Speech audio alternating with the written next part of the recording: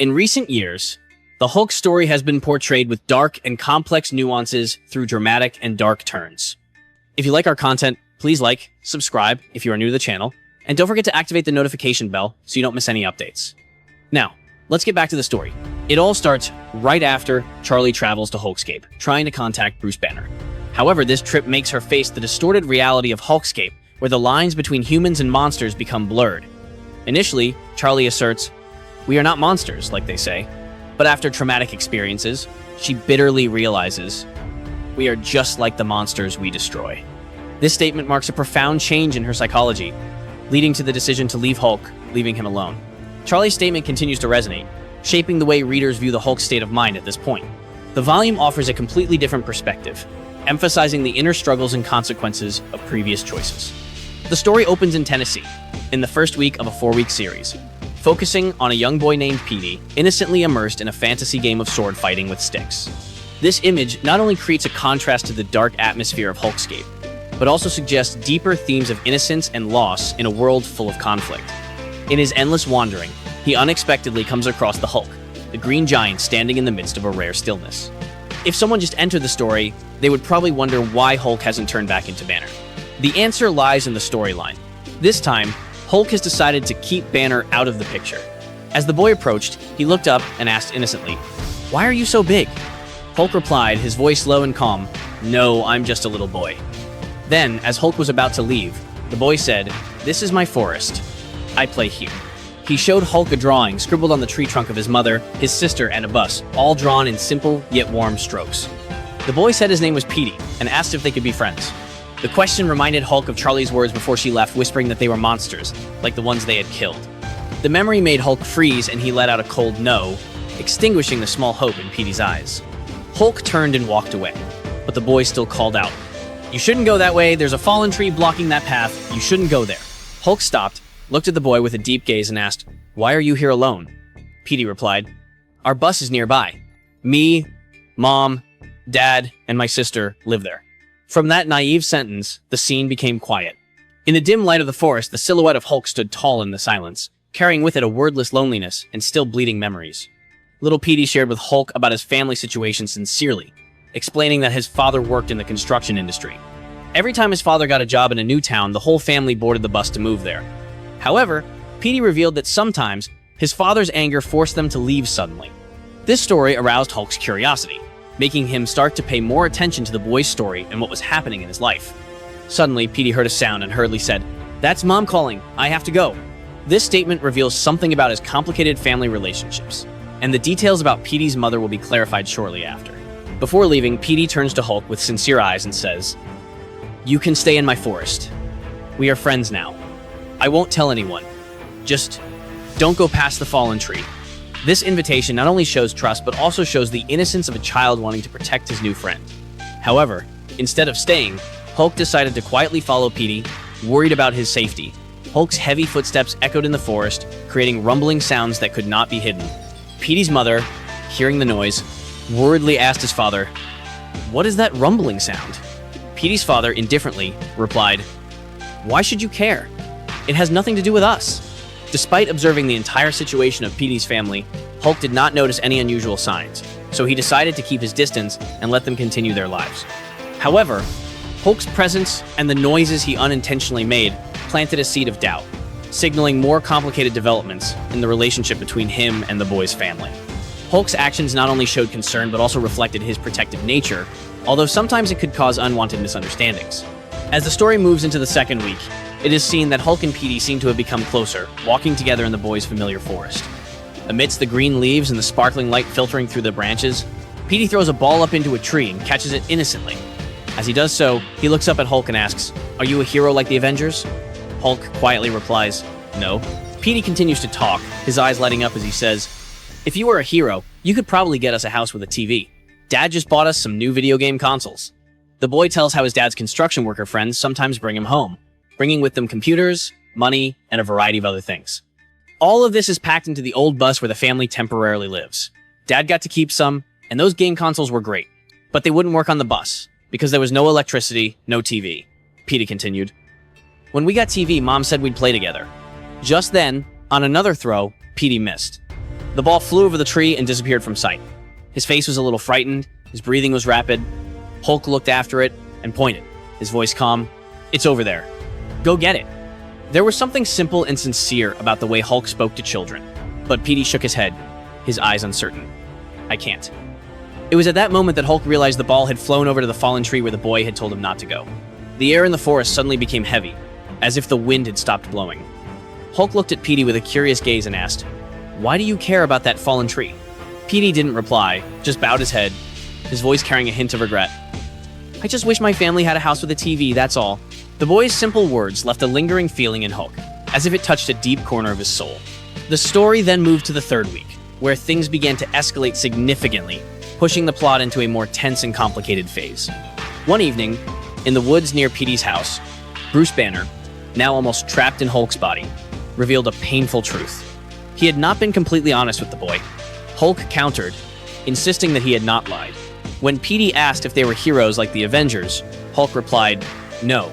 But this answer was not simply a denial. It was Hulk's way of deliberately revealing a part of the truth about his complicated nature.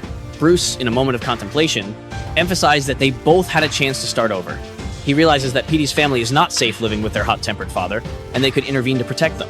However, when Hulk mentions the word help, he can't help but wonder, remembering Charlie, who used to be his companion but is now causing a lot of trouble. Hulk asks, his tone tinged with skepticism, "Help? Like you helped Charlie?" Bruce replies, his voice low but determined, "Charlie is now a monster, just like us, but she believes we can still be heroes." This statement not only reflects Bruce's inner struggle, but also suggests hope that, despite their past and mistakes, they can still find meaning in protecting those who need them. The interaction between Hulk, Bruce, and the memory of Charlie creates a new layer of meaning, highlighting the conflict between their monster instincts and their desire to be heroes. Bruce asked softly, wondering if she was wrong, but before the answer could come out, a piercing scream rang out, tearing the air apart. Immediately after, a distant, panicked scream echoed. "What do you think? He shot us! Travis was shot!" Hulk immediately headed towards the sound, his heavy footsteps stomping on the wet ground. It was the area near the bus that Petey often returned to, where his father still drove the old red truck. The two adults argued. The mother trembled and asked, "What do you mean, shot?" The father's voice was tense. "He's dead, and he's not here anymore. 2 police cars are on the highway. We have to move the bus immediately. Tie everything up. We're leaving in 2 minutes." The mother burst into tears. "It can't be done. She's still sick. We can't leave now. How can we find this place again?" The father growled, "We'll never come back here again. He's seen my face. Everything here is burned to the ground." In that moment, the mother was determined, tears rolling down her face. "If that's the case, I won't go. We can't leave Petey." "You can't leave him." At that moment, Petey looked at Hulk and said softly, his voice trembling, "Dad's angry again. That means we have to leave." And at that moment, everything in Hulk's mind gradually became clear. He stared into the darkness in front of him and let out a heavy sentence. "Leave him behind." That moment seemed to freeze space, as Hulk's gaze sank deep in understanding and torment, in the middle of the silent forest, where the darkness began to swallow up all remaining sounds. Hulk, in a moment of curiosity, asks Petey, "What does your mother mean by leave of absence?" This question sets off a tense chain of events, as Petey's father and mother are embroiled in a heated argument. Petey's mother, with a worried look on her face, says, "We can't just leave this alone. We have to move it or tell someone." Her words cause Petey's father to explode in anger, as if he thinks she's trying to get him into legal trouble. In his anger, he even physically assaults her, further complicating the situation. Without giving too many details away, the situation escalates to a climax when Petey's father gives her an ultimatum. Either she stays and calls her mother, or she gets in the truck and leaves with him. Petey's mother, with painful determination, replies, "After all, I stayed. I chose to stay. And now you have to leave. I'm not going to leave Petey under that tree." Her declaration rings out like a wake-up call, revealing the tensions and secrets hidden within the family. Yet, Hulk is compelled to move toward the fallen tree, as if pulled by an irresistible premonition. As he approaches, Hulk bends down to observe and discovers a small, motionless hand reaching up from the ground. The image stabs his mind, confirming his heartbreaking suspicion. Immediately, a gasp is heard behind him, and Petey's mother, witnessing the scene with him. This moment not only exposes the horrifying truth, but also marks a turning point in the story, as Hulk confronts the consequences of his powerlessness and hidden secrets. The presence of Petey's mother, along with the pain in her breathing, highlights the complexity of the situation, spurring Hulk to action, even as he wrestles with his own nature. At that moment, The woman, trembling, told Hulk that she was not the one who had committed the crime. When Hulk turned around, his eyes were filled with a deep anger, because in Bruce's memory, his childhood could have ended the same way. The mother bowed her head, her voice choked with pleading. "Please don't kill us. I will protect Ashley, my youngest daughter. I will take her home. I will tell the police everything about what my husband did. I am ready to confess. I will tell them where Petey is. Please, I can make things right. Please don't kill me. I am not a monster." The words echoed in the thick atmosphere, where Hulk's eyes were both angry and torn. The conversation shifted to Petey's father, Henry, who had left his family on the bus and sped down the highway. As the wheels scraped against the hot asphalt, he began to hear strange sounds echoing around him. At first, he thought it was just the sound of a broken engine, a steady boom. But in fact, it was the Hulk's footsteps approaching. The ground shook violently as the giant shadow appeared behind the bus. In an instant, Hulk threw a terrible punch, causing the bus to fly off the ground, flying far away and rolling many times across the barren field. When it stopped, Henry was still alive, trapped between the twisted pieces of metal, but fate did not give him a second chance. A fuel line broke in half, leaking a stream of flammable liquid when it touched the exposed electrical cable, creating a fierce fire that engulfed the bus in a deafening explosion. The whole scene was lit in a fiery orange, reflecting the cold eyes of Hulk standing tall in the darkness. When Hulk opened the bus, the man inside Henry Lang was stunned, stammering, "No, you are not real!" The appearance of Hulk with burning rage made Henry panic. Hulk roared, his voice full of anger. "He is still out there! In the forest! A monster killed him!" He kept repeating the word monster like a curse, emphasizing the horror of the situation. Henry, in desperation, pulled out a pistol and fired repeatedly, but the bullets were ineffective against the Hulk's terrible strength. Although Hulk's anger flared up violently, Henry's fate was sealed. The gun could not save him, and as Henry was burned in the flames of punishment, Hulk responded with powerful blows as if to release his accumulated rage. The story of Henry Lang was further revealed through the story of his eldest sister, who described him as a monster in the eyes of both her and Petey's mother. Although considered one of the mother's children, Henry did not possess superhuman strength like the others, being just a human being of flesh and blood. However, what made him mother's child lay in the dark seed deep in his mind, a soul tainted by evil desires.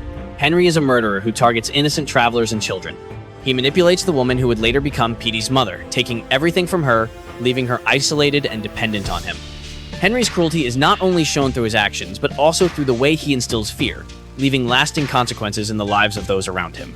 The moment Hulk confronts him is not only a physical battle, but also the exposure of the true nature of a monster in human form, putting an end to Henry Lang's series of crimes. There was a monologue, the elder brother's voice deep and distant. Now Henry Lang has met his wounded son. In his deepest grief, he must pay for his sins. His ashes are scattered in the mud and among the roots of trees, so much so that even his living son will never know his name. When spring returns, he will be forgotten by mankind. But I still remember you, Henry Lang, the destroyer of innocence. The mother of terrors still remembers you, the elder brother continued, his voice gradually becoming cold. My brother who entered our home with violence, cruelty, and madness was no different from me. Although he did not live to see the age of monsters rise, know that it will begin before the moon changes its cycle, and it will be the one who killed you who will open the door to bring them into this world. From here, the narrator reveals that the elder brother once tried to use the Hulk as a key to summon the Mother of Horrors back. Initially, she summoned countless ferocious entities from all over to lure the Hulk to her. 26 chapters have passed. We have seen all kinds of monsters, some familiar, some never before seen. However, through that journey, one thing is clearly engraved. Between the powerful and those who truly hear the call of darkness and respond, there exists a very clear line, a line that determines who is a monster and who is destined to open a new nightmare for humanity. The people around heard the cry for help but seemed to ignore it. Among them, Henry Lang stood out as the one holding the dark seed, having a deep connection with Petey's elder sister and mother. However, both of them seemed to disregard him, as if Henry had no value in their eyes. Things took a turn for the worse in the 4th week, when Petey's mother made good on her promise. With strong determination, she contacted the police to come and dispose of the body, marking a crucial turning point in the story, revealing the heartbreaking truth of what had happened. In the moment when Hulk talked to Petey, I want to emphasize an important detail, especially for those who have been following this story for a long time. If you have been following Hulk news on our channel, you are probably familiar with the events in Civil War, Episode 1 of The Fallen. After Bruce Banner is murdered by Hawkeye, Daredevil, acting as Bruce's lawyer, announces his will to his family, close friends, and loved ones. In the will recording, Bruce shares his beliefs about Doctor Strange, specifically mentioning Hope's ability to see ghosts. Unable to find a scientific explanation for this phenomenon, Bruce leaves all of his research on the subject to Doctor Strange. This mysterious phenomenon has long been hinted at in the storyline, creating a deeper layer of meaning about undiscovered secrets. This moment not only illuminates the connections between the characters, but also emphasizes the complexity of Bruce's psyche, with Petey struggling to find his way. Knowing that his sister will be adopted by his grandmother, the question arises in his heart: should he go along to take care of her? Petey looks at Hulk and asks softly. Hulk replied calmly, "You can go wherever you want. There are no rules when no one is looking for you." The words rang out like a naked truth, both painful and liberating. After meeting his father again, Petey said that he regretted not coming sooner to help. But in the eyes of that child, Hulk was still a hero because he had saved his little sister Ashley. The boy smiled and said to Hulk, "That is a hero's job. You can stay in my forest if you want." Before leaving, Petey took the ball in his hand and handed it back to Hulk. Then he turned to look at his little sister, who was holding his brother's hand tightly, her sparkling eyes looking at the green giant.